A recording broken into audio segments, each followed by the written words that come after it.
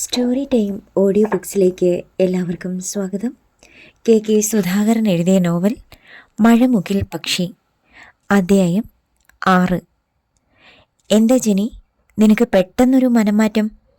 എത്രയും പെട്ടെന്ന് ക്രിസ്റ്റിയെ ഇവിടുന്ന് ഓടിച്ചു വിടാനായിരുന്നല്ലോ നിനക്ക് ധൃതി. ബോബിയുടെ ചോദ്യം കേട്ട് ജെനി എന്നു പരിങ്ങി. അത് പിന്നെ ആപത്തിൽ നമ്മളെ സഹായിച്ചവനെ കൈവിടാൻ പാടില്ല ചായ. സേവറുമായുള്ള ഇടപാട് തീർത്തു തന്നില്ലേ അവൻ? പോകണമെന്ന് നിർബന്ധമുണ്ടിൽ പൊയ്ക്കോട്ടെ, പക്ഷേ അത് കുറച്ച് ദിവസം കഴിഞ്ഞു മതി. ഞാൻ പറഞ്ഞാൽ അവൻ പോകാതിരിക്കുമെന്ന് എനിക്ക് തോന്നുന്നില്ല. ഒരു തീരുമാനമെടുത്താൽ പിന്നെ അതിൽ നിന്ന് പിന്മാറുന്നവനല്ല ക്രിസ്റ്റി. കുഞ്ഞിലെ അതായിരുന്നു അവൻ്റെ സ്വഭാവം. ബോബിക്ക് വിശ്വാസമില്ലായിരുന്നു.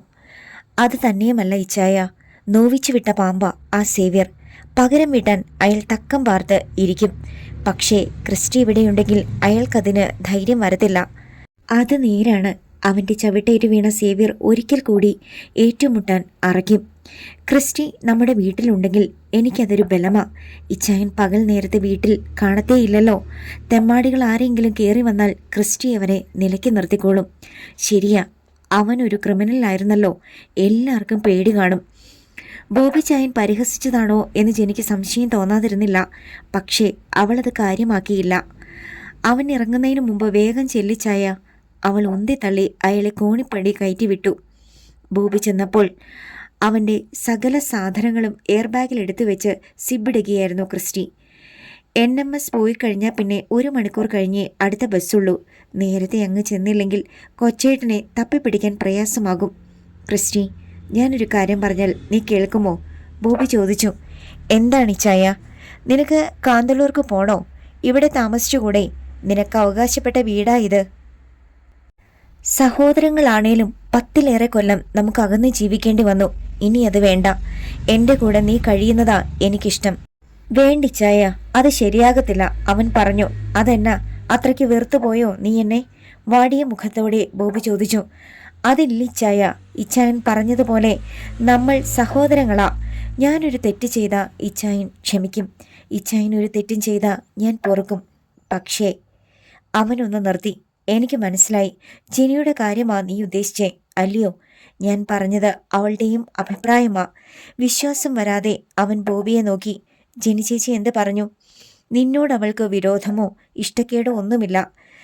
നീ ഇവിടുണ്ടെങ്കിൽ എനിക്കൊരു സഹായമാകുമെന്നും നീ പോകാൻ സമ്മതിക്കരുതെന്നുമാ അവൾ പറഞ്ഞത്. എനിക്ക് വേണ്ടി ജെനി ചേച്ചിയുടെ അടുത്ത് ഇച്ചായൻ വാദിച്ചു കാണും. ഇല്ല ക്രിസ്റ്റി, അവൾ തന്നെ ഇക്കാര്യം എന്നോട് പറഞ്ഞത്. സംശയമുണ്ടേ നീ തന്നെ അവളോട് സംസാരിക്കേ. അവൻ മടിച്ചു നിന്നു. വാ ഇങ്ങോട്ട്. അവൻ്റെ കൈ പിടിച്ചു വലിച്ച് ബോബി കോണിപ്പടികൾ ഇറങ്ങി താഴെ കൊണ്ടുചെന്നു. പരുങ്ങലോടെ ജെനി അവിടെ നിൽക്കുന്നുണ്ടായിരുന്നു. ചോദിച്ചു നോക്കടാ. ക്രിസ്റ്റി ജെനിയുടെ മുഖത്തേക്കൊന്ന് നോക്കി. ഞാനിവിടുന്ന് പോകണ്ടെന്ന് ബേബി ചായൻ പറയുന്നു. അത് ജെനി ചേച്ചിയുടെ അറിവും സമ്മതത്തോടെയുമാണോ? അതെ, ഞാൻ പറഞ്ഞിട്ടാ ഇപ്പം ബോബി ചായൻ മുകളിലോട്ട് വന്നേ. ക്രിസ്റ്റി എങ്ങോട്ടും പോകണ്ട, ഇവിടെ താമസിക്കുക. എനിക്കതിൽ സന്തോഷമേ ഉള്ളൂ. പക്ഷേ ഒരന്യനെ പോലെ മുകളിലത്തെ ഒരു മുറിയിൽ താമസിക്കാൻ എനിക്കൊട്ടും താല്പര്യമില്ല. ബോബി ചായൻ്റെ സഹോദരനായി ചേച്ചി എന്നെ അംഗീകരിക്കണം, ആ നിലയിൽ സ്നേഹിക്കണം. സമ്മതിച്ചോ? അവൻ ചോദിച്ചു. സമ്മതിച്ചു, അവൾ പറഞ്ഞു. ഉള്ളിൽ വെറുത്തുകൊണ്ട് പുറമേ സ്നേഹം നടിക്കരുത്. ഇല്ല, മനസ്സിൽ തട്ടി തന്നെയാണോ ഈ പറയുന്നേ? അതേ ക്രിസ്റ്റി, മമ്മിക്കും പപ്പയ്ക്കും ഞങ്ങൾ 2 പെൺമക്കളാണ്. ഒരു സഹോദരൻ ഉണ്ടായിരുന്നെങ്കിൽ എന്ന് ഞങ്ങൾ 2 പേരും ആഗ്രഹിച്ചിട്ടുണ്ട്. കുറച്ച് വൈകിയാണെങ്കിലും ജീസസ് ഞങ്ങളുടെ ആഗ്രഹം സാധിച്ചു തന്നു എന്ന് ഞാനിപ്പോൾ വിശ്വസിക്കുന്നു. ജെനിയുടെ കൺകോളിൽ ഒരു നീർത്തുള്ളി പൊടിക്കുന്നത് ക്രിസ്റ്റി കണ്ടു. മതി ബോബിച്ചായ, എനിക്ക് വിശ്വാസമായി. ഞാനിനി എങ്ങോട്ടും പോകുന്നില്ല. ആർക്കും വേണ്ടി ഇതുവരെ ഒന്നും എനിക്ക് ചെയ്യുവാൻ കഴിഞ്ഞിട്ടില്ല. ഇനി എൻ്റെ ജീവിതം ബോബിച്ചായനും ജെനി ചേച്ചിക്കും വേണ്ടിയുള്ളതാണ്.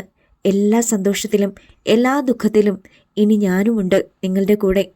ക്രിസ്റ്റി കോണിപ്പടി കയറി മുകളിലോട്ട് പോയി.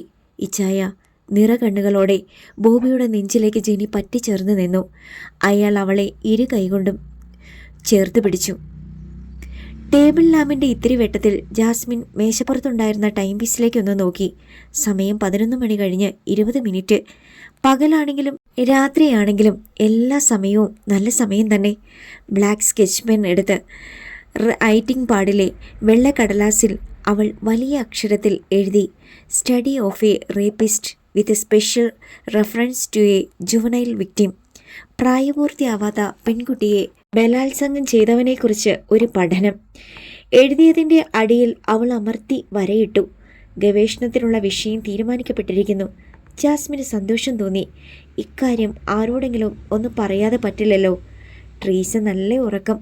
2 പേർക്കുമുള്ള ഹോസ്റ്റൽ മുറിയായിരുന്നു അത്. 2 ബെഡ്, 2 മേശ, 2 കസേര, 2 ഭിത്തി അലമാര, 2 വേസ്റ്റ് ബാസ്ക്കറ്റ്. ട്രീസയെ വിളിച്ചുണർത്താൻ അവൾക്ക് തോന്നിയില്ല. സഞ്ജയ് ഉറങ്ങിക്കാണുമോ? അവൾ മൊബൈൽ എടുത്ത് അവനെ വിളിച്ചു. ഹലോ സഞ്ജയ്. അവൻ ഉടൻ കോൾ എടുത്തു. നീ ഉറങ്ങിക്കാണുമോ എന്ന് ഞാൻ സംശയിച്ചതാ. ഏയ്, ഞാനൊരു വീഡിയോ കാണുമായിരുന്നു. അവൻ പറഞ്ഞു. എന്തു വീഡിയോ? ഒരു ഫ്രണ്ട് വാട്സാപ്പിൽ അയച്ചു തന്ന ഫണ്ണി. നോ. പിന്നെ നീ എന്താ വിളിച്ചേ? അവൻ വിഷയം മാറ്റിയപ്പോൾ അവൾക്ക് കാര്യം മനസ്സിലായി. എടാ, ഞാൻ എൻ്റെ റിസർച്ച് ടോപ്പിക് ഫൈനലൈസ് ചെയ്തു. അക്കാര്യം പറയാനാ വിളിച്ചേ. പറയട്ടെ? യെസ്. റൈറ്റിംഗ് പാഡിൽ എഴുതി വെച്ച വാക്കുകൾ അവൾ വായിച്ചു കേൾപ്പിച്ചു. ജാസ്മിൻ, അത് വേണ്ട. സഞ്ജയ് പെട്ടെന്ന് പറഞ്ഞു. അതെന്താ? അതിൽ റിസ്ക് ഉണ്ട്. അങ്ങനെ ഒരുത്തനെ കണ്ടുപിടിച്ച് അവനുമായി ഇടപഴകേണ്ടി വരും നിനക്ക്. അത് വേണ്ട. എനിക്ക് പേടിയില്ലടാ. വട്ടവടയിൽ ചെന്നാൽ ക്രിസ്റ്റിയെ കാണാൻ പറ്റും. ജനിച്ചേച്ചിയുടെ വീട്ടിൽ താമസിച്ചാൽ അയാളെ അടുത്തറിയാൻ കഴിയും.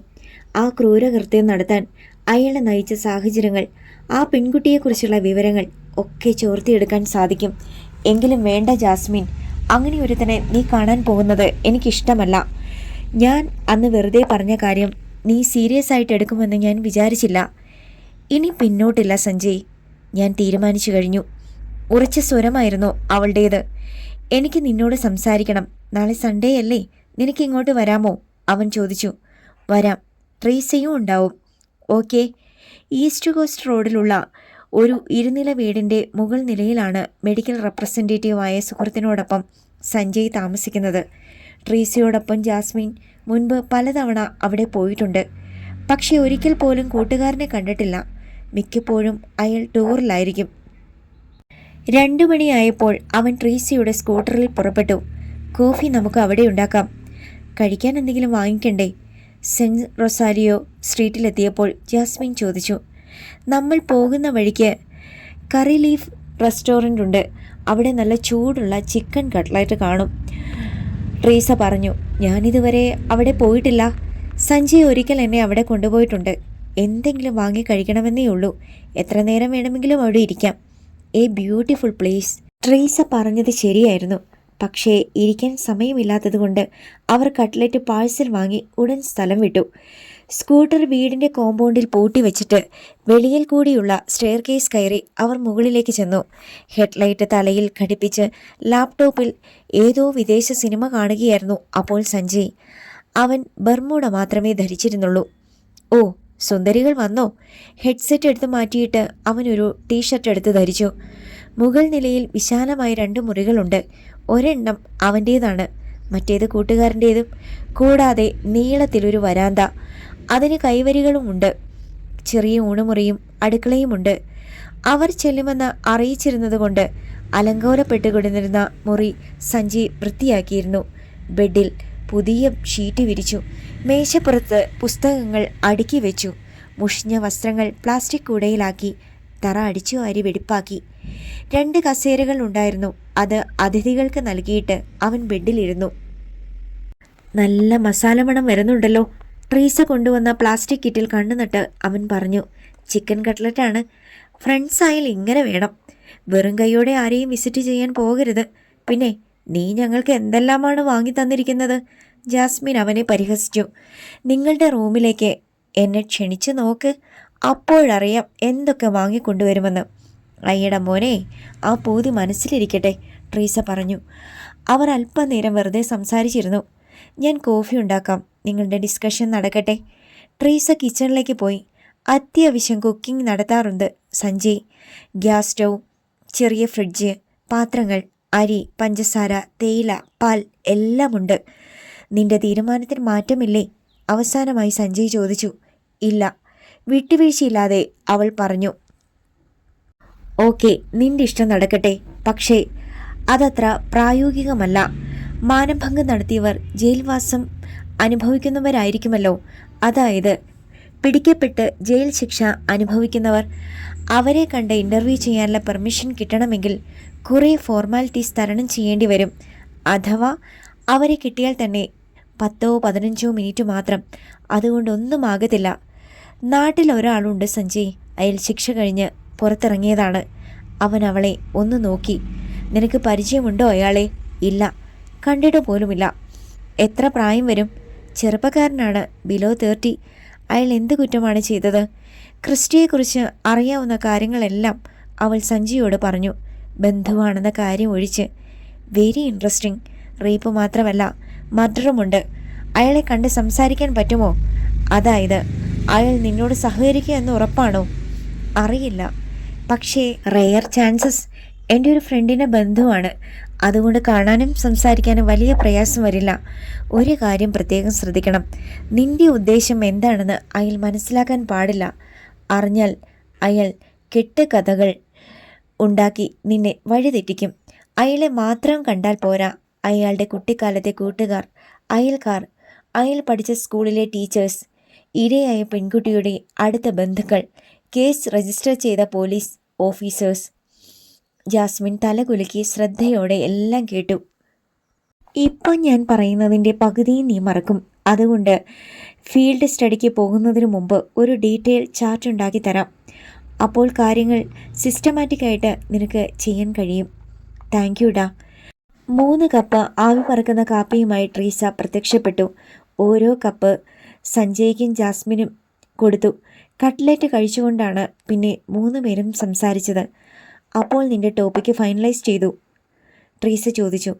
എസ്, ബലാത്സംഗം ചെയ്ത് പെണ്ണിനെ കൊന്നവനെയാണ് നീ പഠിക്കാൻ പോകുന്നതെന്ന് ഓർമ്മ വേണം. ഒരു കത്തിയോ തോക്കോ കയ്യിൽ കരുതുന്നതാണ് സേഫ്, അവൾ പറഞ്ഞു. എനിക്കങ്ങനെ പേടിയൊന്നുമില്ലടി. I have the confidence. നമ്മൾ അലേർട്ടാണെങ്കിൽ ഒരുതരം നമ്മളെ ഒന്നും ചെയ്യാൻ പറ്റില്ല, ജാസ്മിൻ പറഞ്ഞു. എല്ലാ ആണുങ്ങളിലും ഒരു റേപ്പിസ്റ്റ് ഉണ്ട്. കൈകൊണ്ട് പറ്റിയില്ലെങ്കിൽ കണ്ണുകൾ കൊണ്ടെങ്കിലും അവർ കാര്യം നടത്തും, ട്രീസ പറഞ്ഞു. I object your honour. പുരുഷന്മാരെ അങ്ങനെ അടച്ചാക്ഷേപിക്കുന്നത് ശരിയല്ല. മാന്യന്മാരായ എത്രയോ പേരുണ്ട്, സഞ്ജയ് എതിർത്തു. മാന്യന്മാരുടെ കാര്യമൊന്നും നീ പറയണ്ട. അവർ ആദ്യം നോക്കുന്നത് ബ്രസ്റ്റിലേക്കായിരിക്കും, പിന്നെ മുഖത്തേക്ക് നോക്കൂ. ട്രീസ വിട്ടില്ല. അതൊരു പ്രകൃതി നിയമത്തിൻ്റെ ഭാഗമാ. എതിർലിംഗത്തിലുള്ളവർ പുരുഷന്മാരെ ആകർഷിക്കും, അല്ലാതെ മനഃപൂർവ്വമല്ല. ശ്വാസോച്ഛ്വാസം ചെയ്യുന്നത് പോലെയുള്ള ഒരു സാധാരണ പ്രവൃത്തി, അവൻ വാദിച്ചു. ട്രീസയുടെ ആരോപണങ്ങളും സഞ്ജയിൻ്റെ അതിനെ തുടർന്നുള്ള മറുപടികളും കൗതുകത്തോടെ കേട്ട് ജാസ്മിൻ ഇരുന്നു. നിന്റെ വർഗത്തിൻ്റെ കൂടെയല്ലേ നീ നിൽക്കൂ? ആണുങ്ങളെല്ലാം പുണ്യവാളന്മാരും പെണ്ണുങ്ങൾ എല്ലാം കുഴപ്പക്കാരും, ട്രീസ പരിഹസിച്ചു. ഞാൻ ചൊല്ലിട്ടു, ഇനി ഇത് തുടർന്നാൽ നമ്മൾ തമ്മിൽ കൈവയ്ക്കും. അവൻ കീഴടങ്ങി. അതാ നിന്റെ ആരോഗ്യത്തിന് നല്ലത്, ട്രീസ പുഞ്ചിരിച്ചു. മണി 4 കൂട്ടുകാരികൾ പോകാൻ തയ്യാറായി. അപ്പോൾ പ്രൊഫസർ ഗുണശേഖരനെ കണ്ട് നാളെ ഞാൻ ടോപ്പിക് ഫൈനലൈസ് ചെയ്യുന്നു, ജാസ്മിൻ പറഞ്ഞു. യെസ്, ഇനി അതിലൊരു മാറ്റവും വേണ്ട. അവർ സ്റ്റെയർകേസ് ഇറങ്ങി. ട്രീസയുടെ സ്കൂട്ടറിൻ്റെ പിന്നിലിരുന്ന് തിരിച്ച് ക്യാമ്പസിലെ ഹോസ്റ്റലിലേക്ക് പോകുമ്പോൾ ഇതുവരെ കണ്ടിട്ടില്ലാത്ത ക്രിസ്റ്റിയെക്കുറിച്ചാണ് ജാസ്മിൻ ചിന്തിച്ചത്. വട്ടവടയിൽ ചെന്ന് ജെനി ചേച്ചിയുടെ വീട്ടിൽ കുറച്ച് ദിവസം താമസിക്കേണ്ടി വരും. ക്രിസ്റ്റിയെ അടുത്തറിയാൻ ശ്രമിക്കും. തെറ്റിദ്ധരിച്ച് അവൻ തോക്ക് കിട്ടില്ല, പക്ഷെ ഒരു കത്തിയെങ്കിലും കരുതണം, അവൾ തീരുമാനിച്ചു. പ്രാതലിന് ജെനി ഇടിയപ്പമാണ് ഉണ്ടാക്കിയത്. മുട്ട റോസ്റ്റ് ഉണ്ടാക്കാൻ സവോള നേർമയായി അരിഞ്ഞെടുക്കുമ്പോഴാണ് ടെലിഫോൺ ബെല്ലടിച്ചത്. ബോബി റിസീവർ എടുത്ത് സംസാരിക്കുന്നത് അടുക്കളയിൽ നിന്നുകൊണ്ട് അവൾ കേട്ടു. ജെനി, പെട്ടെന്ന് അയാൾ നീട്ടി വിളിച്ചു. എന്താ ഇച്ചായ? അവൾ വിളിച്ചു ചോദിച്ചു. ദാ ജാസ്മിന, വേഗം വാ. നനഞ്ഞ വിരലുകൾ കിച്ചൺ ടവലിൽ തുടച്ചിട്ട് അവൾ ചെന്ന് റിസീവർ വാങ്ങി. എന്താ ജാസ്മിൻ, ചേച്ചി തിരക്കിലാണോ? മുട്ട റോസ്റ്റ് ഉണ്ടാക്കാനുള്ള തയ്യാറെടുപ്പിലായിരുന്നു. എന്താ നീ രാവിലെ വിളിച്ചേ? അത്ര രാവിലെ ജാസ്മിൻ ഇതുവരെ വിളിച്ചിട്ടില്ല. ബോബി ചായൻ്റെ ബ്രദർ ഉണ്ടോ അവിടെ? ഉണ്ട് മോളെ. ജെനി ഇടം കണ്ടിട്ട് നോക്കി. ബോബി പുറത്തേക്ക് ഇറങ്ങിപ്പോയിരിക്കുന്നു. അവിടുന്ന് പോകുന്നൊക്കെ പറഞ്ഞിട്ട് ചില സംഭവങ്ങളൊക്കെ ഉണ്ടായി. അതിനുശേഷം അവനെ വിടുന്നില്ലെന്ന് ഞങ്ങൾ തീരുമാനിച്ചു. എന്ത് സംഭവങ്ങൾ? ഇപ്പോൾ പറയാൻ സമയമില്ല, നീ പിന്നെ വിളിക്ക്. ജെനി പറഞ്ഞു. ഓക്കെ, അയാളെ തൽക്കാലം എങ്ങോട്ടും വിടരുത്. അക്കാര്യം പറയാനാ വിളിച്ചേ. എനിക്കൊന്ന് കാണണം പുള്ളിയെ. അടുത്ത മാസം ഞാൻ വട്ടവടയ്ക്ക് വരുന്നുണ്ട്. നേരോ? അവൾക്ക് വിശ്വാസം വന്നില്ല. അതേ ചേച്ചി, കുറച്ച് ദിവസം ഞാനവിടെ കാണും. ഇക്കാര്യം തൽക്കാലം ബോബിച്ചായനോട് പോലും പറയണ്ട. ഇല്ല മോളെ, ചേച്ചിക്ക് കിച്ചണിൽ പണി ബാക്കി കിടക്കുമല്ലേ. ഞാൻ ഫോൺ വെക്കുക, പിന്നെ ഫ്രീ ആകുമ്പോൾ വിളിക്കാം. ജാസ്മിൻ ഫോൺ കട്ട് ചെയ്തു. അവളുടെ വിളിയിൽ എന്തോ ദുരൂഹതയുണ്ടെന്ന് ജെനിക്ക് തോന്നി. ക്രിസ്റ്റിയെ കാണണം. വട്ടവടിയിലേക്ക് വരുന്നു. കുറച്ചു ദിവസം ഇവിടെ ഉണ്ടാവും. ഇക്കാര്യം തൽക്കാലം ആരും അറിയണ്ട. പിന്നെ വിളിക്കുമ്പോൾ എല്ലാം വിശദമായി ചോദിച്ചറിയണം. ബോബിയും ക്രിസ്റ്റിയും കൂടിയാണ് ബ്രേക്ക്ഫാസ്റ്റ് കഴിക്കാനിരുന്നത്. നമ്മുടെ കൃഷിസ്ഥലമൊക്കെ എന്നെയൊന്ന് കാണിച്ചു തരണേ ഇച്ചായ. ഇവിടുത്തെ രീതികളൊക്കെ എനിക്കൊന്ന് പഠിക്കണം. എന്നിട്ട് വേണം ഏറ്റവും നല്ല കർഷകനുള്ള അവാർഡ് ബോബി ചായൻ വാങ്ങിച്ചെടുക്കാൻ. കഴിക്കുന്നതിനിടയിൽ അവൻ പറഞ്ഞു, നിനക്കിപ്പോൾ അങ്ങനെയൊക്കെ തോന്നും. കാര്യത്തോടെടുക്കുമ്പോൾ മനസ്സിലാകും പിള്ളേര് കളിയല്ല കൃഷിയെന്ന്. ബോബിക്ക് അവൻ്റെ വാക്കുകളിൽ വലിയ വിശ്വാസമൊന്നും തോന്നിയില്ല. അതിന് ബോബി ചായൻ കൃഷി ചെയ്തിട്ടുണ്ടെങ്കിലല്ലേ. കേട്ടോ ക്രിസ്റ്റി, ബോബി ചായൻ ചെയ്യുന്ന ഏക ജോലി ഇടയ്ക്കൊക്കെ തോട്ടം നോക്കാനൊന്ന് പോകും.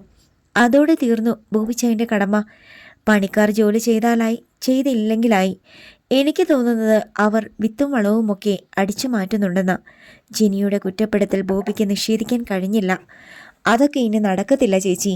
എന്തായാലും ഞാൻ ഇന്ന് ശ്രമിച്ചു നോക്കാൻ പോവുക. ബോബി ചായൻ്റെ മാത്രമല്ല, ജിനി ചേച്ചിയുടെ സപ്പോർട്ടും വേണം എനിക്ക്. എന്തിനും ഞാൻ റെഡിയാ ക്രിസ്റ്റി. അവൾ സന്നദ്ധത അറിയിച്ചു. അവളും ഒപ്പം ഇരുന്ന് പ്രാതൽ കഴിച്ചു. എനിക്ക് ഈ വട്ടവടയുടെയും കോവിലൂർ ഗ്രാമത്തിൻ്റെയും ഭൂമിശാസ്ത്രമൊന്ന് പഠിക്കണം. അതുകൊണ്ട് ഞാനൊന്ന് നടക്കാൻ പോവാണ്. കാപ്പിയോട് കഴിഞ്ഞപ്പോൾ ക്രിസ്റ്റി പറഞ്ഞു, അത് നല്ല കാര്യമാ. പക്ഷേ നീ ഒറ്റയ്ക്ക് പോകണ്ട. ബോബി തടഞ്ഞു. അതെന്താ? ആ സേവ്യർ ചില്ലറക്കാരനല്ല. അവൻ്റെ മനസ്സിൽ നിന്നോടുള്ള ചുരുക്ക് കാണും. പകരം വിട്ടാൻ അവൻ തക്കം നോക്കി ഇരിക്കുമായിരിക്കും. ബോബി മുന്നറിയിപ്പ് കൊടുത്തു. ക്രിസ്റ്റി അത് ചിരിച്ചു തള്ളി. അങ്ങനല്ലടാ, ഒന്നുകിൽ അവൻ നിന്നെ ഒറ്റയ്ക്ക് ആക്രമിക്കും, അല്ലെങ്കിൽ ആളെ വിട്ട് തല്ലിക്കും, അതുമല്ലെങ്കിൽ കള്ളക്കേസിൽ കൊടുക്കും. അതൊക്കെ അവൻ്റെ സ്റ്റൈൽ. അവനേക്കാൾ വലിയ കൊലകൊമ്പന്മാരെ കണ്ടിട്ടുണ്ട് ഇച്ചായ ഈ ക്രിസ്റ്റി. എനിക്ക് പേടിയൊന്നുമില്ല. ഷർട്ടിനു മീതെ ഒരു ഓവർകോട്ടും ധരിച്ച് തലയിൽ ഹാറ്റ് വെച്ച് ക്യാൻവാസ് ഷൂസും ഇട്ട് അവൻ റോഡിലേക്ക് ഇറങ്ങി. ആദ്യം മാർക്കറ്റിലേക്കാണ് പോയത്. അവിടെ ചെന്നപ്പോൾ ബുള്ളറ്റിലിരുന്നു കൊണ്ട് സേവ്യർ ഒരു തമിഴനുമായി എന്തോ സംസാരിക്കുന്നു. അവനെ കണ്ട അയാൾ പെട്ടെന്ന് നിശബ്ദനായി. സേവ്യറിനെ കണ്ടില്ലെന്ന് നടിച്ച് ക്രിസ്റ്റി അലസമട്ടിൽ നടന്നു. ഊരിലെ കൃഷിയിടങ്ങൾ കണ്ട് 2 മണിക്കൂറോളം അവൻ കുന്നുകളും താഴ്വരകളും കയറിയിറങ്ങി.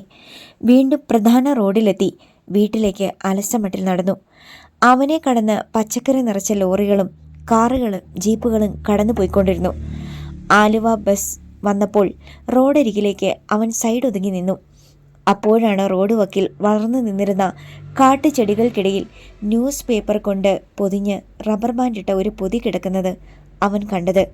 ദീർഘചതുരാകൃതിയിൽ ഇത്തിരി കനമുള്ള ഒരു പൊതി. ക്രിസ്റ്റി അതെടുത്ത് റബ്ബർ ബാൻഡ് മാറ്റി പൊതി അഴിച്ചു നോക്കി. 1000-ന്റെ 4 കെട്ട് നോട്ടുകളാണ് അതിലുണ്ടായിരുന്നത്. 4 ലക്ഷം രൂപ. അവൻ റോഡിൻ്റെ താഴേക്കും മുകളിലേക്കും നോക്കി. സമീപത്ത് ആരെയും കാണാനുണ്ടായിരുന്നില്ല. നോട്ടുകൾ വീണ്ടും പൊതിഞ്ഞ് റബ്ബർ ബാൻഡിട്ട് ബന്ധിച്ച് അതും കയ്യിൽ പിടിച്ച് അവൻ നടന്നു. ഹെയർ പിൻ വളവ് താണ്ടി ഒരു ജീപ്പും 2 ബൈക്കുകളും മെല്ലെ മുകളിലേക്ക് കയറി വരുന്നുണ്ടായിരുന്നു. അധ്യായം 8. ടെലിഫോൺ ബെല്ലടിച്ചപ്പോൾ ജെനി അടുക്കളയിലായിരുന്നു. ആരാണെന്ന് നോക്ക് ജെനി.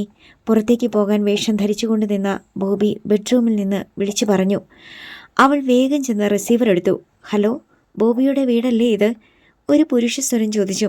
അതെ, സഹകരണ ബാങ്കിൻ്റെ സെക്രട്ടറി ജേക്കപ്പാ ഇത്. ബോബി ഇല്ലേ എവിടെ? ഉണ്ട്, കൊടുക്കാം. റിസീവർ മാറ്റി വെച്ചിട്ട് അവൾ ബെഡ്റൂമിലേക്ക് ചെന്നു. സഹകരണ ബാങ്കിലെ സെക്രട്ടറി വിളിക്കുന്നു. ബോബിയുടെ മുഖം ചുളിഞ്ഞു. ഞാനുണ്ടെന്ന് പറഞ്ഞോ നീ? ഉവ്, പറയണ്ടായിരുന്നു. ബോബി ഒന്ന് സംശയിച്ചു നിന്നു. പിന്നെ ചെന്ന് മടിച്ചു റിസീവർ എടുത്തു.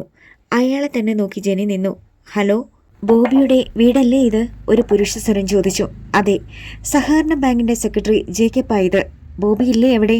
ഉണ്ട്, കൊടുക്കാം. റിസീവർ മാറ്റി വെച്ചിട്ട് അവൾ ബെഡ്റൂമിലേക്ക് ചെന്നു. സഹകരണ ബാങ്കിലെ സെക്രട്ടറി വിളിക്കുന്നു. ബോബിയുടെ മുഖം ചുളിഞ്ഞു. ഞാനുണ്ടെന്ന് പറഞ്ഞോ നീ? ഉവ്, പറയണ്ടായിരുന്നു. ബോബി ഒന്ന് സംശയിച്ചു നിന്നു. പിന്നെ ചെന്ന് മടിച്ച് റിസീവർ എടുത്തു. അയാളെ തന്നെ നോക്കി ജെനി നിന്നു. ഹലോ, ബോബി വിളിച്ചു. ബോബി, ഞാൻ ജേക്കപ്പാ. എന്താ, ആ പണയം എടുക്കാറായില്ലേ? പലിശ 17,000 കഴിഞ്ഞു. പണയമെടുക്കുകയോ പലിശ അടയ്ക്കുകയോ ചെയ്തില്ലേ? പണ്ടം ഞങ്ങൾ ലേലത്തിന് വെക്കും. ഒരാഴ്ചത്തെ സമയം കൂടി തന്നാൽ വലിയ ഉപകാരമായിരുന്നു സാറേ. തൽക്കാലം പലിശ അടയ്ക്കാനേ നിവൃത്തിയുള്ളൂ, ബോബി പറഞ്ഞു. ശരി, ഇന്നിപ്പോൾ തീയതി 15. അടുത്ത 22-ാം തീയതിക്ക് മുമ്പ് ഞാൻ വരാം സാറേ. ബോബി റിസീവർ വെച്ചു. എന്തുവാ ബോബി ചായ? ജെനി തിരക്കി. നിന്റെ 6 പവൻ സ്വർണം നമ്മൾ സഹകരണ ബാങ്കിൽ പണയം വെച്ചില്ലായിരുന്നോ? അതെടുക്കണമെന്ന് പറയാൻ വിളിച്ചതാ. എല്ലാ മാസവും പലിശ അടയ്ക്കാറില്ലായിരുന്നോ? ഇടയ്ക്കൊക്കെ മുടങ്ങിയിട്ടുണ്ട്. ജെനി ഞെട്ടി. വീട്ടിൽ നിന്ന് തന്ന സ്വർണ്ണവളകളാണ്. 1,00,000 രൂപയ്ക്കാണ് പണയം വെച്ചത്. കെട്ടിക്കൊണ്ടു വന്നതിൻ്റെ പിന്നത്തെ മാസത്തിലായിരുന്നു അത്. ഗേറ്റ് തുറന്ന് ക്രിസ്റ്റി വരുന്നത് അവർ അപ്പോൾ കണ്ടു. അവനൊന്നും അറിയണ്ട, ബോബി പറഞ്ഞു. ക്രിസ്റ്റി വീട്ടിലേക്ക് കയറി വന്നു. അവൻ്റെ കയ്യിൽ ഒരു കടലാസ് പൊതിയിരിക്കുന്നത് ബോബി ശ്രദ്ധിച്ചു. എന്താ വാടാ അത്? അയാൾ ചോദിച്ചു. കുറച്ച് കാശ് അയച്ചായ. കാശോ? ബോബിക്ക് വിശ്വാസം വന്നില്ല. അതെ, റോഡിൽ നിന്ന് കിട്ടിയതാ. 4 ലക്ഷമുണ്ട്, അവൻ അറിയിച്ചു. ജെനി ഞെട്ടി. അയ്യോ, അത് കള്ളനോട്ടായിരിക്കും. വേഗം കൊണ്ടുചെന്ന് കള ക്രിസ്റ്റി, ഭയത്തോടെ അവൾ പറഞ്ഞു. അവൻ സെറ്റിയിലിരുന്നിട്ട് ടീപ്പോയിന്മേൽ പൊതി വെച്ചു. എന്നിട്ട് അത് തുറന്നു കാണിച്ചു. 1000-ന്റെ 4 കെട്ടുകൾ. ഇത് കള്ളനോട്ടല്ല ചേച്ചി, ഒറിജിനലാ. ഓരോ കെട്ടിൻ്റെ സ്ലിപ്പിലും സ്റ്റേറ്റ് ബാങ്ക് ഓഫ് ട്രാവൻകൂറിൻ്റെ സീലുണ്ട്, അവൻ പറഞ്ഞു. സ്ലിപ്പും സീലും വ്യാജനായിരിക്കും. നിന്നെ പറ്റിക്കാൻ ആരെങ്കിലും. ബോബി അത് പറഞ്ഞു തീരും മുമ്പേ ഒരു ജീപ്പ് വന്ന് ഗേറ്റിന് വെളിയിൽ വന്നു. ഞാൻ പറഞ്ഞില്ലേ ക്രിസ്റ്റി, നീ ഇതെവിടെയെങ്കിലും കൊണ്ടുചെന്ന് ഒളിപ്പിക്ക്, വേഗം, വേവലാതിയോടെ ബോബി പറഞ്ഞു. ഇച്ചായൻ ചെന്ന് ആരാ വന്നതെന്ന് നോക്ക്. ക്രിസ്റ്റി തിടുക്കം കൂടാതെ വീണ്ടും നോട്ടുകെട്ടുകൾ കടലാസിൽ പൊതിഞ്ഞു. എന്തിനാ ക്രിസ്റ്റി ഇതെടുത്തോണ്ട് വന്നേ? ഇതിപ്പോൾ മോഷണക്കുറ്റമോ കള്ളനോട്ട് കേസോ ഒക്കെയാവും. ജെനി അവനെ കുറ്റപ്പെടുത്തി. ബോബി പുറത്തേക്ക് ഇറങ്ങിച്ചെന്നു. ജീപ്പിൽ വന്നത് സ്ട്രോബെറി ക്ലബിൻ്റെ സെക്രട്ടറി കൂട്ടിക്കൽ ഈപ്പൻ മാത്യു ആയിരുന്നു. ചെറിയ ടീ എസ്റ്റേറ്റ് ഉടമയാണ് ഈപ്പൻ മാത്യു. എന്താ ഈപ്പച്ച? ആശ്വാസത്തോടെ ബോബി ഗേറ്റിനടുത്തേക്ക് ചെന്നു. താൻ എന്താ ഇപ്പോൾ ക്ലബിലേക്ക് വരാത്തെ? ഈപ്പൻ മാത്യു ചോദിച്ചു. അത് പിന്നെ ഈപ്പച്ചൻ അറിഞ്ഞു കാണുമല്ലോ. ക്ലബിൽ വെച്ച് ആൻ്റണിയും ഞാനും തമ്മിൽ ഒരു കശപിശയുണ്ടായി. അതിനുശേഷം ഞാൻ അങ്ങോട്ട് വന്നിട്ടില്ല. എല്ലാവരുടെയും മുന്നിൽ വെച്ച് ആൻ്റണി എന്നെ അപമാനിച്ചു. അതെനിക്ക് വലിയ വിഷമമുണ്ടാക്കി. അതുകൊണ്ടാണ്. ബോബി വിശദീകരിക്കാൻ ശ്രമിച്ചു. ക്രിസ്റ്റി മെല്ലെ ഇറങ്ങി വന്നു. അതൊക്കെ എല്ലാവരും അന്നേ മറന്നു. മനുഷ്യരാകുമ്പോൾ ഇണങ്ങിയും പിണങ്ങിയും ഒക്കെ ചെയ്യും. താൻ അതൊന്നും കാര്യമാക്കണ്ടടാ. ബോബി ഇല്ലാത്തതുകൊണ്ട് റമ്മി കളിക്കാൻ ഉഷാറില്ലെന്നാ എല്ലാവരും പറയുന്നേ. ഇന്നു മുതൽ താൻ വരണം. ആൻ്റണിയെ ഞാൻ നിലയ്ക്ക് നിർത്തിക്കൊള്ളാം. ഞാൻ വരാം ഈപ്പച്ച. ഇതാണോ തൻ്റെ അനിയൻ? ഈപ്പൻ മാത്യു ചോദിച്ചു. അപ്പോഴാണ് ബോബി തല തിരിച്ചു നോക്കിയത്. പിന്നിൽ നിന്നിരുന്ന ക്രിസ്റ്റി എല്ലാം കേട്ടുവെന്ന് അയാൾക്ക് മനസ്സിലായി. എൻ്റെ അനിയനാ ക്രിസ്റ്റി, അയാൾ പരിചയപ്പെടുത്തി. ഈപ്പൻ മാത്യു അവനെ നോക്കി പുഞ്ചിരിച്ചു. അവനും സൗഹൃദ ഭാവത്തിൽ ചിരിച്ചു. ശരി ബോബി, വൈകിട്ട് കാണാം. ഈപ്പൻ മാത്യു യാത്ര പറഞ്ഞ് ജീപ്പിൽ കയറിപ്പോയി. രണ്ടുപേരും വീണ്ടും വീട്ടിലേക്ക് കയറി. ഈ കാശ് നമ്മൾ എന്നാ ചെയ്യും? ജെനി ചോദിച്ചു. തൽക്കാലം ഇത് നമ്മുടെ കയ്യിൽ തന്നെ ഇരിക്കട്ടെ, ബോബി പറഞ്ഞു. അത് വേണ്ടി ചായ, നമുക്കിത് പോലീസ് സ്റ്റേഷനിൽ ഏൽപ്പിക്കാം. ഉടമസ്ഥരെ കണ്ടുപിടിച്ച് അവർ കൊടുത്തോളും. വട്ടവടയിൽ പോലീസ് സ്റ്റേഷനില്ലടാ, ദേവികുളത്ത് പോണം. 2 മണിക്കൂർ വണ്ടി ഓടിച്ച്, ബോബി നിരുത്സാഹപ്പെടുത്തി. ഈ പണം വട്ടവടയിൽ തന്നെയുള്ള ആരുടെയെങ്കിലും ആകാനാ സാധ്യത. എങ്കിൽ നമുക്കൊരു പരീക്ഷണം നടത്താം. ചിലപ്പോൾ ഈ പണത്തിൻ്റെ ഉടമസ്ഥനെ കണ്ടുപിടിക്കാൻ പറ്റിയേക്കും. അതിൽ വിജയിച്ചില്ലെങ്കിൽ മാത്രം ദേവികുളത്ത് പോയി ഇത് പോലീസിൽ ഏൽപ്പിച്ചാൽ മതി, ക്രിസ്റ്റി പറഞ്ഞു. എന്തു പരീക്ഷണം? ജെനി ചോദിച്ചു. ആലോചനയോടെ ക്രിസ്റ്റി അപ്പോൾ ബോബിയുടെ നേർക്ക് നോക്കി. അടുത്ത ഭാഗം നാളെ.